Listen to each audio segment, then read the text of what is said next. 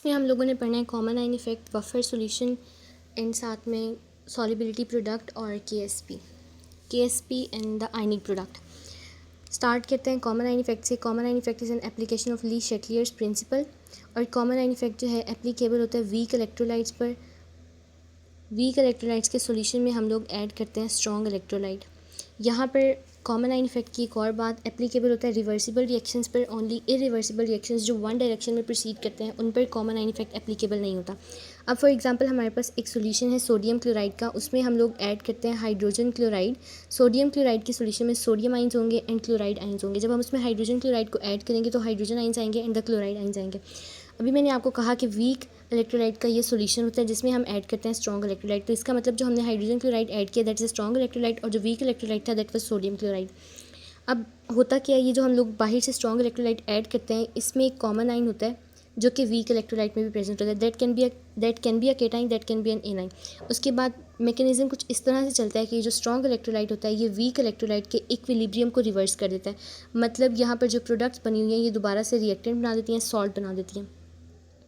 अब जो weak electrolyte है उसका इक्विलिब्रियम रिवर्स हुआ है, दोबारा से सॉल्ट बन गया, तो इसका मतलब यहाँ पर प्रेसिपिटेट्स होंगे।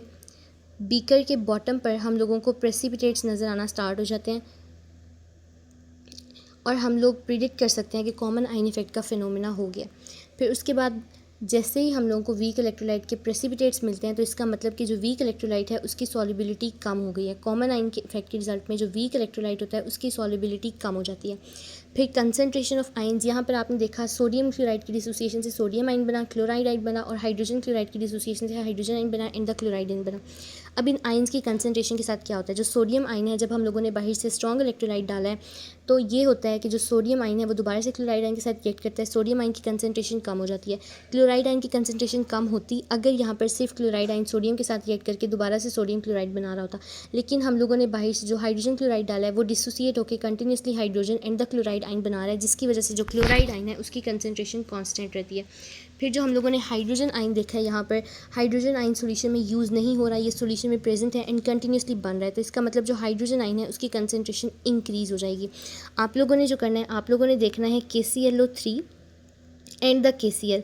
इसमें कंसनट्रेशन डिक्रीज़ किसकी होगी, कांस्टेंट किसकी रहेगी और इंक्रीज़ किसकी होगी। उसके अलावा हाइड्रोजन सल्फाइड में एंड द हाइड्रोजन क्लोराइड इसमें भी आपने देखना है कि कंसनट्रेशन डिक्रीज़, इंक्रीज़ और कांस्टेंट किसकी रहेगी। कॉमन आयन इफेक्ट में आपने ये दो काम करने हैं। उसके बाद कॉमन आयन इफेक्ट की एप्लीकेशन आ जाती है। एप्लीकेशन में हम purification and separation of common salt या टेबल सॉल्ट के लिए हम इसको यूज़ करते हैं। वो अभी मैंने बताया कि हाइड्रोजन क्लोराइड गैस हम लोग इसमें ऐड करते हैं और फिर वो हमें बताती है। उसके अलावा सी वाटर से भी इसकी एक्सट्रैक्शन के लिए, प्योरीफिकेशन के लिए हम ये वाला फिनोमेना यूज़ करते हैं। फिर सॉल्ट एनालिसिस ऑफ ग्रुप 2 जो कि एसिडिक रेडिकल्स कंटेन करता है, और ग्रुप 3 जिसमें बेसिक रेडिकल्स हैं, हम लोग इसको यूज़ करते हैं। ग्रुप 2 के एसिडिक रेडिकल्स के लिए हम ऐड करते हैं हाइड्रोजन सल्फाइड, और ग्रुप 3 के बेसिक रेडिकल्स के लिए हम ऐड करते हैं सोडियम हाइड्रोक्साइड। ग्रुप 3 के जो बेसिक रेडिकल्स हैं उनमें आता है aluminium +3, chromium +3, iron +2 and iron +3, इस तरह से। फिर उसके बाद हम लोग बात कर लेते हैं बफर सॉल्यूशन की। तो buffer solution is a qualitative mixture used for the qualitative analysis of mixture. Buffer solution में हमारे पास यहाँ पर एक सॉल्यूशन है प्योर वाटर का, उसकी pH 7 है, उसमें हाइड्रोजन आइंस की कंसनट्रेशन 10⁻⁻7 है, हाइड्रोक्साइड आइन की कंसनट्रेशन 10⁻⁻7 है एट रूम टेम्परेचर। अब ये जो प्योर वाटर है, अगर हम कहें कि ये बफर सॉल्यूशन बन जाए तो इसमें 3 कैरेक्टरिस्टिक्स होनी चाहिए। अगर हम इसको ज़्यादा देर पड़ा रहने दें तो इसने रेजिस्ट करना है चेंज इन पीएच को। पीएच को रेजिस्ट नहीं करना, चेंज इन पीएच को रेजिस्ट करना है। पास्ट पेपर में एक क्वेश्चन आता है कि बफर सॉल्यूशन एक ऐसा सॉल्यूशन है जो रेजिस्ट करता है पीएच को, चेंज इन पीएच को, तो उसका ऑप्शन है चेंज इन पीएच। बुक की लाइन है ये।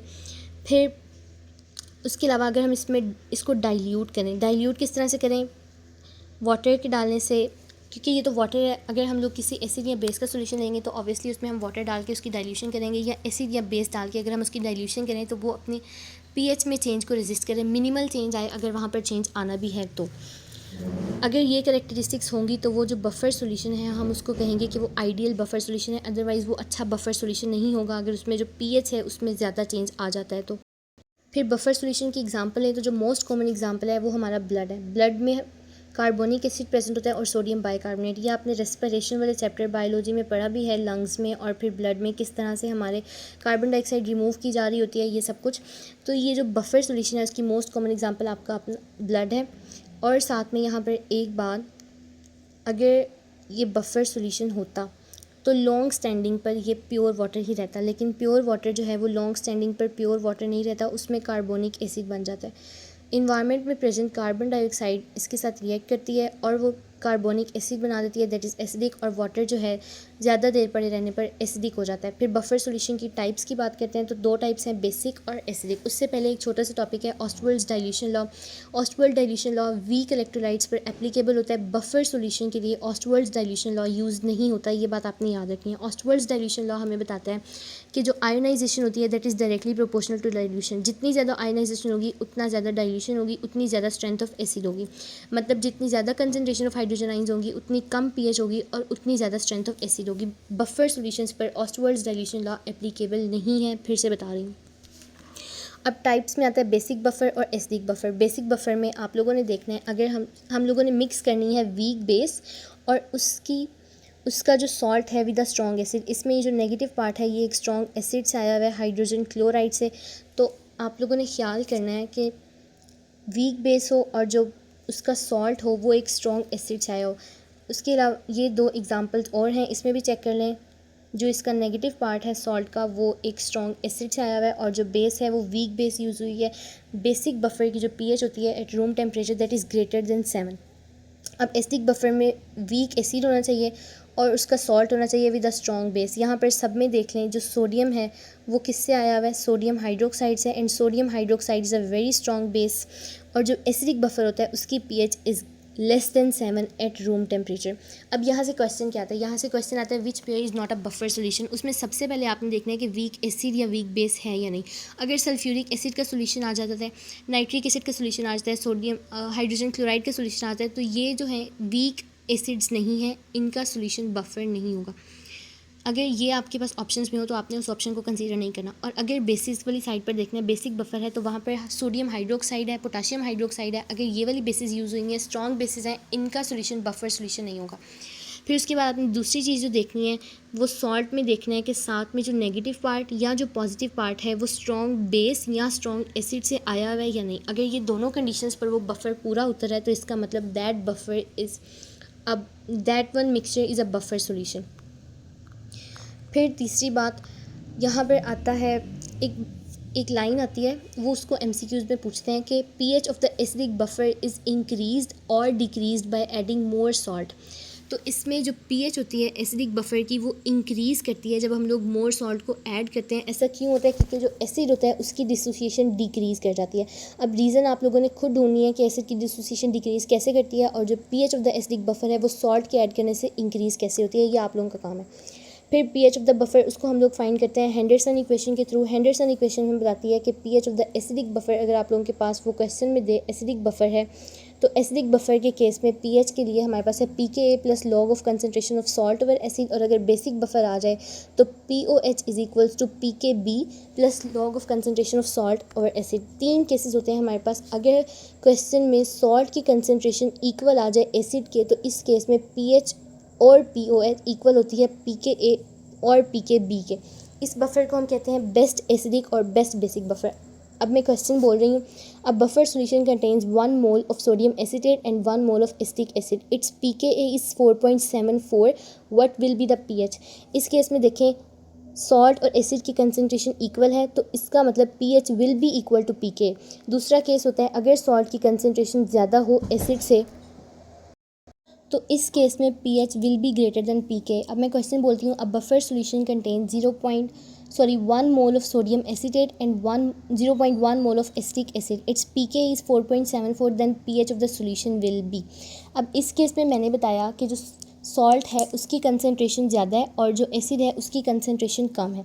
जब सॉल्ट की कंसनट्रेशन ज़्यादा हो और एसिड की कंसनट्रेशन कम हो तो हमारे पास जो आंसर आएगा pH का that should be greater than the value of pK. इसका मतलब अगर ऑप्शन में हमें 4.74 एक ऑप्शन दिया हुआ है और 4.74 से कम दो ऑप्शंस दिए हुए हैं, तो हमारे पास ऑटोमेटिकली वो तीनों गलत हो जाएंगे, जो एक ऑप्शन दिया हुआ है वो ठीक होगा। और अगर दो ऑप्शंस ऐसे दिए हों जिसमें पीके की वैल्यू या पीके की वैल्यू से ज़्यादा आंसर हो, तो फिर उस केस में आपने सॉल्व करना है। और सॉल्व करने के लिए लाजमी है कि आपको लॉग ऑफ 1 to 10 की वैल्यूज़ आती हों और नेगेटिव लॉग ऑफ 1 to 10 की भी वैल्यूज़ आपको आती हों, ये आपने याद करनी है। फिर तीसरा केस क्या आता है कि अगर हमारे पास एसिड की कंसनट्रेशन या बेस की कंसनट्रेशन ज़्यादा हो सॉल्ट की कंसनट्रेशन से, तो उस केस में पीके की वैल्यू ज़्यादा होती है पीएच से। क्वेश्चन बोल रही हूँ, a buffer solution contain 0.1 mole of sodium acetate and 1 mole of acetic acid. इस केस में मैंने बोला कि एसिड की कंसनट्रेशन ज़्यादा है सॉल्ट से, तो जो पीके की वैल्यू है, मतलब जो पीएच की वैल्यू आएगी वो पीके की वैल्यू से कम आएगी। अगर ऑप्शंस में इस केस में 4.74 से कम ऑप्शन हो तो वो वाला ऑप्शन ठीक होगा, और अगर 4.74 से ज़्यादा वाले जितने भी ऑप्शन हैं वो गलत होंगे। इस तरह से आपने क्वेश्चंस को सॉल्व करना होगा, एसिडिक बफर के लिए भी और बेसिक बफर के लिए। बेसिक बफर के लिए क्या होगा, अगर बेस की कंसनट्रेशन ज़्यादा हो सॉल्ट की कंसनट्रेशन से, तो उस केस में पीओएच की वैल्यू कम आएगी पीके की वैल्यू से। और इसी तरह अगर सॉल्ट की कंसनट्रेशन ज़्यादा हो बेस की कंसनट्रेशन से, तो पीओएच की वैल्यू जो है वो ज़्यादा आएगी पीके की वैल्यू से। फिर बफर कैपेसिटी की बात कर लेते हैं हम लोग। बफर कैपेसिटी, अब हम लोगों ने देखना है कि अगर हमारे पास एक सॉल्यूशन हो जिसमें 0.1 मोल एसिड है और 0.1 मोल सॉल्ट है, तो बाहर से हम कितना एसिड या कितनी बेस कि उस वाले सॉल्यूशन की पीएच चेंज ना हो, ये हमें बताता है कि this is the buffer capacity. The capacity of a buffer to maintain its pH constant, it is the amount of acid और base which a buffer can absorb. अब बफर कैपेसिटी पर क्वेश्चन क्या आता है कि which of the following buffer has the maximum capacity या which of the following buffer is the best buffer. तो उसके लिए दो कंडीशंस बफर को फॉलो करनी चाहिए। उस बफर की कैपेसिटी मैक्सिमम होगी या वो वाला बफर जो है बेस्ट बफर होगा जिसमें कंपोनेंट्स की कंसनट्रेशन बाकी सारे ऑप्शन से ज़्यादा हो और जो एसिड एंड सॉल्ट हम लोगों ने डाला है उसकी कंसनट्रेशन आपस में एक दूसरे के इक्वल हो। जैसे यहाँ पर कंसनट्रेशन इक्वल है, अगर बाकी ऑप्शन से ज़्यादा है ये कंसनट्रेशन, तो यही बफर बेस्ट बफर होगा। आज क्वेश्चन टेस्ट में ऐसा था भी।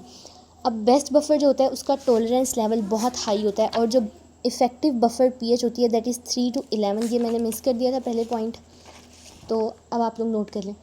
फिर हम लोग बात करते हैं केएसपी की। केएसपी मैं ओरली बताऊंगी सारा, मैंने इसके लिए कुछ लिखा नहीं है। केएसपी जो है that is valid for the sparingly soluble salt. ऐसे सॉल्ट्स जिसको हम लोग जब वाटर में डालें उनका जो इक्विलिब्रियम है वो अटेन हो, तो उस टाइम पर हमारे पास सॉल्ट भी प्रेजेंट हो और आइंस भी प्रेजेंट हो। अब equilibrium of partially soluble salt हम इसे कह सकते हैं। एक हमारे पास सॉल्ट है, अगर हमने उसको वाटर में डाला है और उसकी 100% आयनाइजेशन हो गई है तो हम उसको कहेंगे कम्प्लीटली सॉल्युबल सॉल्ट। फिर एक सॉल्ट है, हमने उसको वाटर में डाला है, उसकी आयनाइजेशन नहीं हुई, 0% आयनाइजेशन हुई है, तो हम उसको कहेंगे that is not a part. तो हम उसको ये नहीं कह सकते कि that is a partially soluble salt. Partially soluble salt वो होता है कि जिसकी KSP वैल्यू लेस दैन 10⁻² हो। ऊपर जहाँ पर एसिडिक और बेसिक बफर वाली बात थी वहाँ पर ये बात आप नोट कर लें कि जो वीक बेस होती है उसकी जो PKB होती है दैट इज़ लेस दैन 10⁻³ और जो वीक एसिड होता है उसकी PKA is also less than 10⁻3। फिर यहाँ पर KSP जो स्पेरिंगली सॉल्युबल सॉल्ट होता है उसका KSP लेस दैन 10⁻² हो, तो हम कहेंगे कि that is a sparingly soluble salt. और स्पेरिंगली सॉल्युबल सॉल्ट की जो आयनाइजेशन होती है दैट इज़ 1 से 99% के दरमियान हो सकती है। अगर 100% हो जाएगी तो that is completely soluble salt, और अगर 0% हो जाएगी दैट इज़ इनसॉल्युबल सॉल्ट। फिर उसके बाद अगर हमसे क्वेश्चन में वो पूछ ले कि एक कम्प्लीटली सॉल्युबल सॉल्ट है, उसको हमने वाटर में डाला तो उसने जो डिज़ोल्व हो गया वाटर में, तो उसकी कंसनट्रेशन सॉल्युबल सॉल्ट की कितनी हो गई, तो वो 2 मोल्स हो जानी चाहिए। क्योंकि देखें अगर ये हमारे पास सॉल्ट था और हमने इसको वाटर में डाला है तो A++ B नेगेटिव, ये केटाइन और एनाइन बन गया इसका। जब हम लोगों ने वाटर में सॉल्ट डाला था तो वो 1 मोल था और आइंस 2 मोल बने, तो इसलिए उसने कहा कि अगर हम लोग 1 मोल डालें तो हमें सॉल्युबल सॉल्ट की कंसनट्रेशन प्रोडक्ट में कितनी मिलेगी, तो वो होगी 2 मोल्स। एक बात आप लोगों ने याद रखनी है कि आयनाइजेशन जो है that is a reversible reaction, वो हमेशा इक्विलिब्रियम अटेन करता है। फिर यहाँ पर सॉल्युबिलिटी से रिलेटेड बात आती है। एक क्वेश्चन आता है कि KSP value decreases by the decrease in temperature, it means the solubility decreases with the decrease of temperature, what will be that process, exothermic और एंडोथर्मिक। KSP की value is always directly proportional to temperature. तो इस question का जो first part है जिसमें उसने कहा है KSP की वैल्यू डिक्रीज़ करती है टेम्परेचर के डिक्रीज़ करने से, तो इस पार्ट से हम नहीं बता सकते कि जो प्रोसेस था दैट वाज एंडो और एक्सोथर्मिक। फिर उसके बाद जो उसने बात की है solubility decreases with the decrease in temperature, इस पार्ट से हम लोग बताएंगे कि प्रोसेस एक्सोथर्मिक था या एंडोथर्मिक था। अगर सॉल्युबिलिटी डायरेक्टली प्रोपोर्शनल होती टेम्परेचर के, उस केस में हीट ऑफ सॉल्यूशन जो होती है वो होती है पॉजिटिव, और positive heat of solution endothermic processes के लिए होती है। और अगर solubility inversely proportional to temperature हो तो उस केस में हीट ऑफ सॉल्यूशन नेगेटिव होती है, वो एक्सोथर्मिक रिएक्शन होता है। तो अगर सॉल्युबिलिटी डिक्रीज़ हो टेम्परेचर के डिक्रीज़ करने से, तो इसका मतलब हीट ऑफ सॉल्यूशन नेगेटिव है और वो जो प्रोसेस है वो एंडोथर्मिक प्रोसेस है। आपकी बुक में लिखा हुआ है सोडियम क्लोराइड की जो फॉर्मेशन है उसके लिए हीट ऑफ सॉल्यूशन 0 होती है। ऐसे सॉल्यूशंस जिसमें हीट ऑफ सॉल्यूशन 0 आए वहाँ पर टेम्परेचर का सॉल्युबिलिटी पर कोई भी इफ़ेक्ट नहीं होता। फिर एक क्वेश्चन है यहाँ पर जो आप लोगों से कॉमनली पूछा जाता है कि at equilibrium the solubility product is S then the KSP values. आपने इस केस में जो प्रोडक्ट्स बनी होती है ना उसमें जो साथ में मोल्स लिखे होते हैं उनका स्क्वायर ले लेना है और उनको ब्रैकेट में भी साथ लिख लेना है, और फिर जो कोएफिशिएंट्स हैं उनको प्लस कर लेना है, और जो दरमियान में अंदर जो वैल्यूज़ लिखी हुई हैं उनका उतने टाइम्स आपने मल्टीप्लाई कर लेना है। 3 × 3 × 3 that will be 27 and 2 × 2 that will be 4। तो इनको आपने दोबारा से मल्टीप्लाई कर लेना है और इनकी जो कोएफिशिएंट्स थे उनको आपने प्लस कर लेना है। एक बात याद रखनी है, जो इक्विलिब्रियम पर डिज़ॉल्व्ड और अनडिज़ॉल्व्ड सॉल्ट हैं उनकी कंसनट्रेशन कांस्टेंट होती है, इक्वल नहीं होती, और जो KSP की वैल्यू है वो डायरेक्टली प्रोपोर्शनल होती है सॉल्युबल सॉल्ट के। जितना सॉल्ट सॉल्युबल हो गया KSP की वैल्यू उसके डायरेक्टली प्रोपोर्शनल आएगी। फिर बात आती है आयनिक प्रोडक्ट की। आयनिक प्रोडक्ट के केस में हमारे पास 3 केसेस हैं। आयनिक प्रोडक्ट से हम प्रिडिक्ट कर सकते हैं नेचर ऑफ द सॉल्यूशन। अगर आयनिक प्रोडक्ट की वैल्यू हो लेस देन KSP तो इसका मतलब हम लोग मोर सॉल्यूट इसमें ऐड कर सकते हैं, जो सॉल्यूशन है दैट इज़ अनसैचुरेटेड सॉल्यूशन। और अगर आयनिक प्रोडक्ट की वैल्यू इक्वल हो KSP के, इसका मतलब जो सॉल्यूशन है that is a saturated solution. और इस केस में जो पहला केस है इस केस में कोई प्रेसिपिटेशन नहीं होगी। जो दूसरा केस है उस केस में प्रेसिपिटेशन होगी अगर आप सॉल्यूशन को कूल करते हैं। और जो थर्ड वन केस है जिसमें के आयनिक प्रोडक्ट की वैल्यू ग्रेटर देन KSP होगी, तो इस केस में जो सॉल्यूशन है that is super saturated solution. और सुपर सैचुरेटेड सॉल्यूशन के केस में आपको पता है रूम टेम्परेचर पर भी प्रेसिपिटेशन हो जाती है। फिर तीसरी बात यूनिट्स ऑफ KSP, तो मोल पर डेसीमीटर क्यूब की power number of moles of cations plus number of moles of anions. ये मैंने एक कंपाउंड लिखा है, इसमें आपने प्रोडक्ट में number of moles of cations देखने हैं, number of moles of anions देखने हैं, उनको यहाँ पर प्लस करना है और फिर मोल पर डेसीमीटर क्यूब की वो पावर आप लोगों ने मल्टीप्लाई कर लेनी है। ये क्वेश्चन आपके ज़िम्मे है। फिर एक क्वेश्चन आता है KSP value of PbSO4 is 2 × 10⁻²। तो maximum concentration of lead ions at equilibrium is.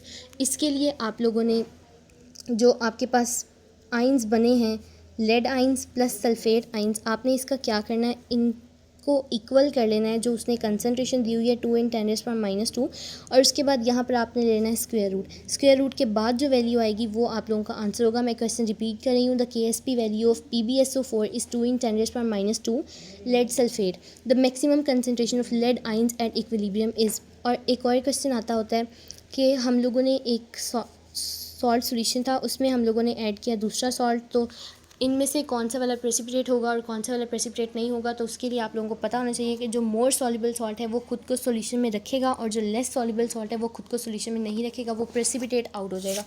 This was all about the buffer solution, common ion effect, solubility product and the ionic product.